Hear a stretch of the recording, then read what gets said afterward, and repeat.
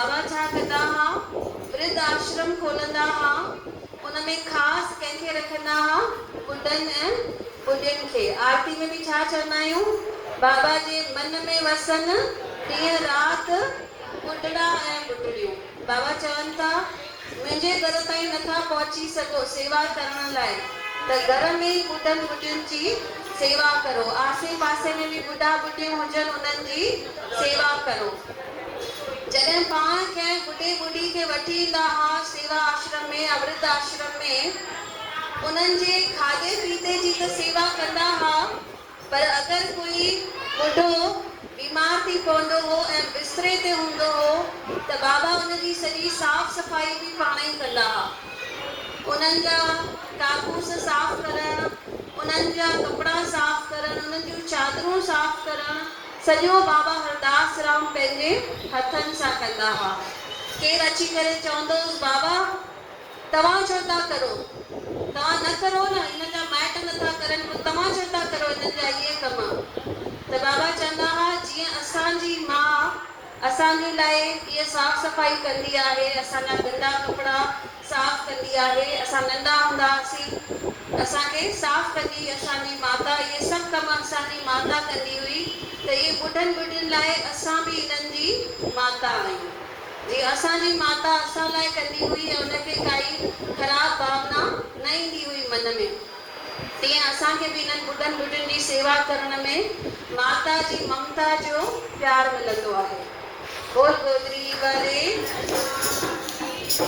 त बाबा दिलि सां उन्हनि जी सेवा कंदा हुआ ऐं सभिनी खे इहे सुठा मिसाल ॾेई भई पंहिंजे पाण खे मां सम्झी करे करो, पोइ तव्हांखे किरायत न ईंदी। जीअं पंहिंजे ॿार जो कंदा आहियूं पोइ किरायत ईंदी आहे न ईंदी आहे, त ॿुढनि ॿुढियुनि जी सेवा ईअं करो जीअं उहो पंहिंजो ॿार आहे।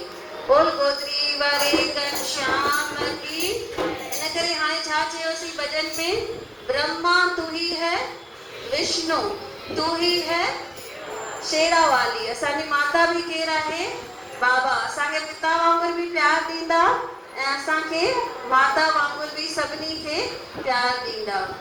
तू कितनी अच्छी है, तू कितनी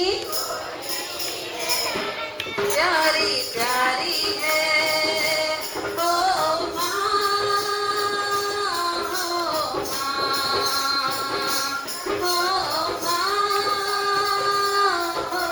माँ। ये जो दुनिया है वन है कांटों का, ये जो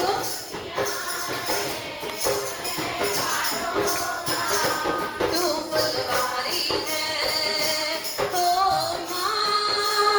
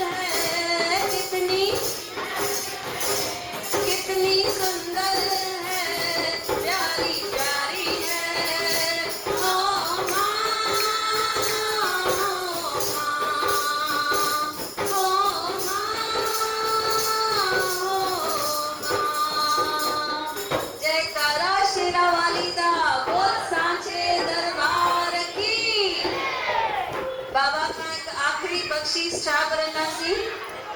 छा करे बाबा असां सां हलंदी हलाए। बोल गोदरी वाले शाल हलंदी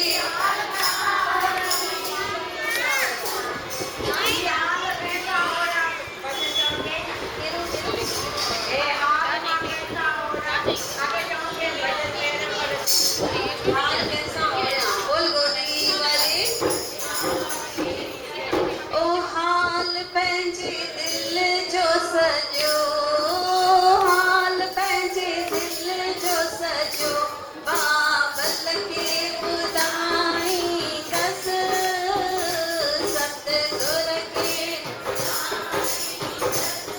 ओ बाबा मुते महर कजो साईं मुते मां तोखे मनाई दस मां तोखे मनाई दस ओ बाबा तुंहिंजे दर तां कई बाग बनाए वया बाबा तुंहिंजे दर तां कई बाग बनाए वया मां बि तुंहिंजे दर ते अची मां बि तुंहिंजे पंहिंजो बाग बनाई दस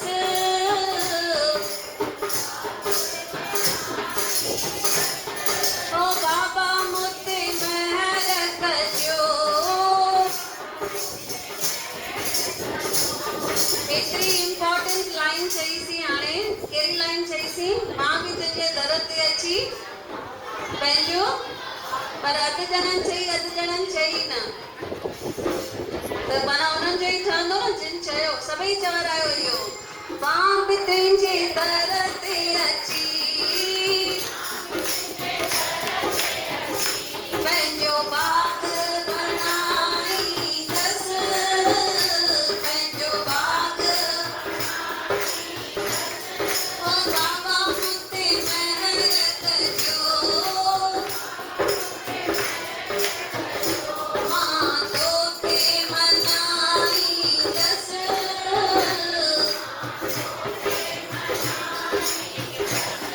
ओ तुंहिंजो मुंहिंजो नातो बाबा असुर पुराणो बाबा